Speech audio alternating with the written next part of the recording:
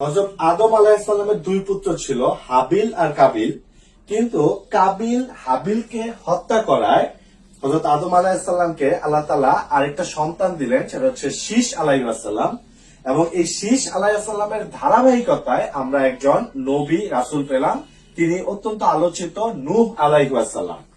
এই হযরত আদম আলাইহিস সালাম থেকে নূহ আলাইহিস সালামের মাঝখানে আসার সময় হচ্ছে 1000 বছর, এবং আদম আলাইহিস সালাম থেকে নূহ আলাইহিস সালাম হচ্ছে দশম পুরুষ।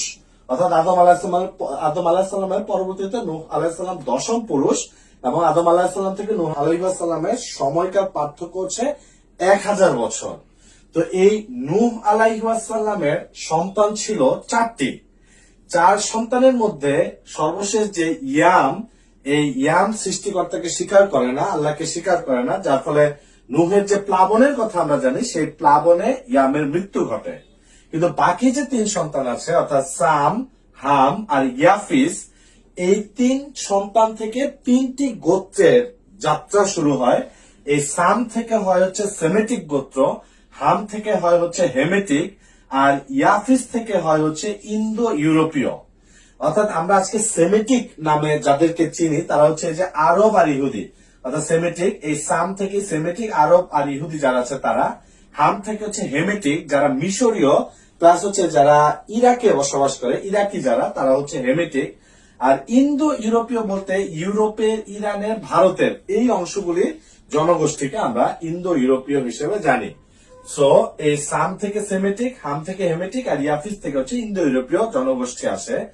এই সাম জনগোষ্ঠী থেকেই হযরত ইব্রাহিম আলাইহিস সালাম আসেন। হযরত ইব্রাহিম আলাইহিস সালামের ছিল 2 স্ত্রী। বড় স্ত্রী হচ্ছে সারাহ আর ছোট স্ত্রী হচ্ছে হাজেরা। এই সারাহ এর ঘরে আসে হচ্ছে ইয়াকুব আলাইহিস সালাম, আর হাজেরার সন্তান হচ্ছে ইসমাইল আলাইহিস সালাম। তো আল্লাহ তাআলার হুকুমে এই ইব্রাহিম আলাইহিস সালাম সারাহকে ইয়াকুব আলাইহিস সালাম সহ গিয়ে রেখে আসেন হচ্ছে জেরুজালেমে, আর হাজেরা, বিবি হাজেরাকে ইসমাইল আলাইহিস সালাম সহ রেখে আসেন হচ্ছে মক্কাতে। অর্থাৎ ইব্রাহিম আলাইহিস সালামের বংশধর থেকে যে পরবর্তীতে 2টি ধারার সূত্রপাত হয়, তার একটি হয় জেরুজালেম থেকে, আরেকটি হয় মক্কা থেকে। তো এই মক্কাতে ইসমাইল আলাইহিস সালামের পরে খুব বেশি নবী রাসূল আসেননি। একেবারে শেষ সময়ে আমরা পাই হযরত মুহাম্মদ সাল্লাল্লাহু আলাইহি ওয়াসাল্লামকে। আর এইদিকে যে জেরুজালেমে যে রেখে আসলো সারা আর ইয়াকুব আলাইহিস সালাম, এই ইয়াকুব আলাইহিস সালামের ছিল 12 ছেলে। এই 12 ছেলের মধ্যে উল্লেখযোগ্য 2 জন ছেলে, একজন হচ্ছে ইয়াহুদা, আরেকজন হচ্ছে ইউসুফ আলাইহিস সালাম। তো এই ইয়াহুদা ছিল বড়, এবং ইয়াহুদার পরবর্তী প্রজন্ম এতটাই বিস্তার লাভ করেছিল যে এই ইয়াহুদা থেকেই পরবর্তীতে ইহুদি জাতটা আসে। অর্থাৎ ইহুদি নামটা আসে হচ্ছে ইয়াহুদা থেকে, আর তার পরবর্তীতে বংশধররাই কিন্তু ইহুদি নামে পরিচিতি লাভ করে। আরেকটা বিষয় জানিয়ে রাখি যে ইয়াকুব আলাইহিস সালামের কিন্তু আরেকটা নাম ছিল, সেটা হচ্ছে ইসরায়েল। ইয়াকুব আলাইহিস সালামের আরেকটা নাম হচ্ছে ইসরায়েল। আজকের দিনে যে রাষ্ট্র ইসরায়েল, এটা কিন্তু এই ইয়াকুব আলাইহিস সালামের ইসরায়েল নাম থেকে নেওয়া। এবং উনার যে বংশধর আছে, অর্থাৎ ইয়াকুব আলাইহিস সালামের পরবর্তী যে বংশধর, তারাই কিন্তু ইতিহাসে বনি ইসরায়েল নামে পরিচিত। যে বনি ইসরায়েল নিয়ে পবিত্র কোরআন শরীফে একটি সূরাই আছে। তো এই যে ইয়াহুদা, এই ইয়াহুদা থেকে ইহুদি জাত আসে। এটা কিন্তু ইহুদি জাত, ইহুদি ধর্ম না। ইহুদি ধর্মের ব্যাপারটা আরো পরে আসে। ইহুদি ধর্মের ব্যাপারটা বুঝতে হলে আমাদেরকে ইউসুফ আলাইহিস সালামের ঘটনাটা জানতে হবে। ইউসুফ আলাইহিস সালাম ছোট ভাই ছিল তাদের। সো এই 11 ভাই মিলে এই ইউসুফ আলাইহিস সালামের বিরুদ্ধে একটা ষড়যন্ত্র করে। তারা তাকে কুয়ায় নিক্ষেপ করে হত্যা করতে চায়। কিন্তু ঘটনাক্রমে ইউসুফ আলাইহিস সালাম বেঁচে যান, এবং মিশরের কিছু বণিক তাকে কিনে নিয়ে যায়। ঘটনাচক্রে তিনি মিশরের প্রথমে জেলে থাকেন, তারপর খাদ্যমন্ত্রী হন, এবং একটা পর্যায়ে মিশরের শাসনভার গ্রহণ করেন, অর্থাৎ মিশরের রাজা হন ইউসুফ আলাইহিস সালাম। তো এই ইউসুফ আলাইহিস সালাম পরবর্তীতে তার 12 অর্থাৎ আর যে 11 ভাই আছে, তারা একটা সময় জেরুজালেমে যখন খুব বাজে অবস্থার মধ্যে ছিল, খুব ভালো একটা অবস্থার মধ্যে ছিল না, তাদেরকে নিয়ে আসেন হচ্ছে মিশরে। অর্থাৎ এই ইহুদি যারা ছিল তারা কিন্তু জেরুজালেম থেকে পরবর্তীতে কোথায় যায়? পরবর্তী যায় হচ্ছে মিশরে। সেই মিশরে তারা বারবার অভিশপ্ত হয়। সেটা কিভাবে হয় এটা জানতে আমাদেরকে আরেকটা স্লাইডের দিকে যেতে হবে। হযরত ইউসুফ আলাইহিসসালাম যখন মিশরে রাজত্ব শুরু করেন, মিশরের রাজা হন, তখন তিনি ওই যে জেরুজালেম, যার আরেক নাম ছিল কেনান, এই জেরুজালেম থেকে তার বাকি ভাইদেরকে এখানে নিয়ে আসেন, কারণ তার ভাইরা সেখানে খুব ভালো একটা অবস্থায় ছিল না, নিয়ে আসেন। তো এখানেও কিন্তু তার মানে ইহুদি জাতিটা কেনান থেকে, জেরুজালেম থেকে চলে আসে হচ্ছে মিশরে। এই মিশরে এসে তারা একটা রাজকীয় জীবন যাপন করে, কিন্তু এরা বারবার ইতিহাসে অভিশপ্ত হয়েছে আল্লাহ তাআলার অবাধ্যতার কারণে। তো এই 12 ভাই রাজকীয় জীবন যাপন করেন, একসময় তারা আল্লাহ অবাধ্য হন। অবাধ্য হওয়ার ফলে সৃষ্টিকর্তা আল্লাহ তাআলা তাদেরকে আবার ফেরাউনের গোলাম করে তোলেন। তাদের অবস্থা আবার খারাপ হয়, তারা ফেরাউনের গোলাম হিসেবে থাকে। ইহুদিরা যখন আল্লাহ তাআলার কাছে ক্ষমা প্রার্থনা করে, তখন আল্লাহ তাআলা হযরত মুসা আলাইহিস সালামকে ইহুদিদের মাঝখানে পাঠান, এবং মুসা আলাইহিস সালাম ফেরাউনকে ধ্বংস করে ইহুদিদেরকে আবারও একটি ভালো অবস্থানে নিয়ে যান। তো মুসা আলাইহিস সালামের উপর যে তাওরাত গ্রন্থ নাজিল হয়, এটা ইহুদিরা মানতে থাকে, তারা সে সময়টাতে ভালো থাকে। কিন্তু মুসা আলাইহিস সালামের পরবর্তীতে তারা তাওরাতকে আর আগের মতো মানে না, বা তাওরাতকে চেঞ্জ করে, আবারও আল্লাহ তাআলার অবাধ্য হয়। বনি ইসরাইল যখন আল্লাহর আবার অবাধ্য হলো, তারা আবার ক্ষমা প্রার্থনা করলো, তখন আল্লাহ তাআলা তাদের জন্য এক রাজা নিযুক্ত করলেন, তার নাম হচ্ছে তালুত। এই তালুত এই জেরুজালেম দখল করতে যায়, তখন তার সেনাবাহিনীতে একটা বালক ছেলে ছিল, তার নাম ছিল দাউদ।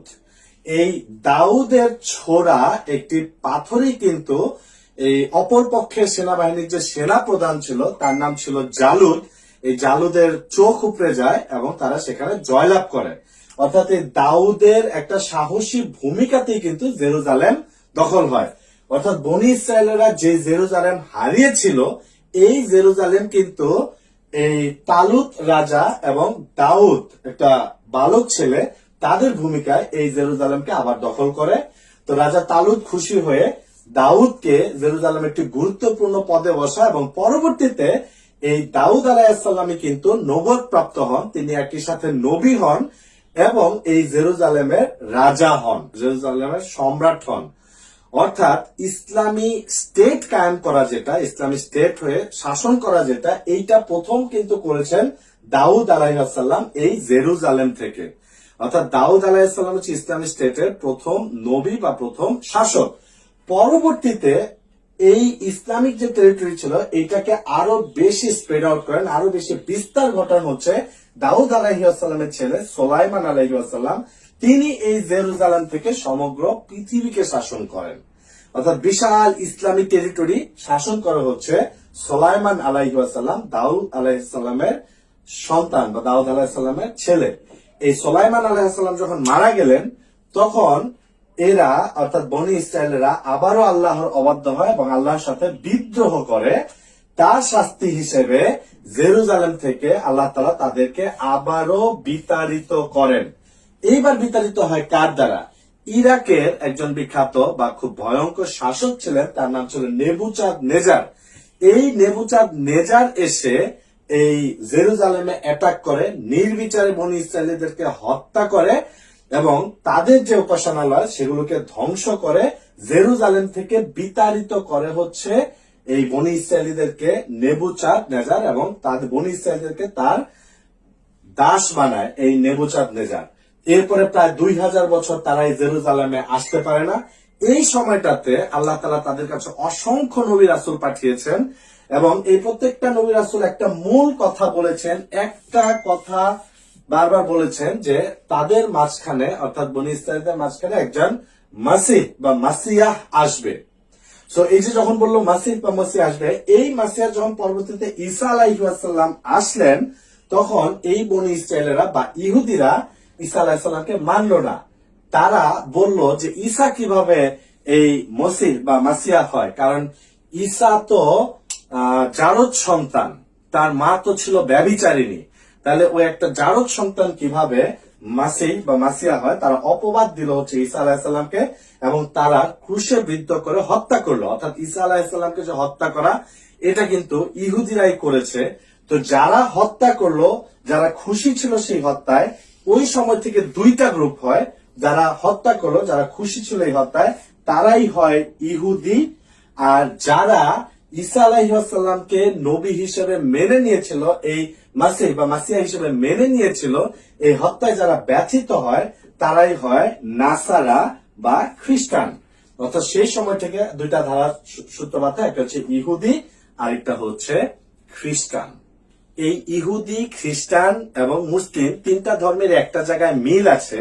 তিনটা ধর্মই বিশ্বাস করে একজন মাসিহ বা মসিহ আসবেন, যিনি আবার জেরুজালেম থেকে সমগ্র পৃথিবীকে শাসন করবেন। এখন খ্রিস্টানরা এই যে মাসিহ আসবেন, এই খ্রিস্টানরা জানে যে ঈসা আলাইহিসসালাম আবার আসবেন, তিনি জেরুজালেম থেকে সমগ্র পৃথিবীকে শাসন করবেন।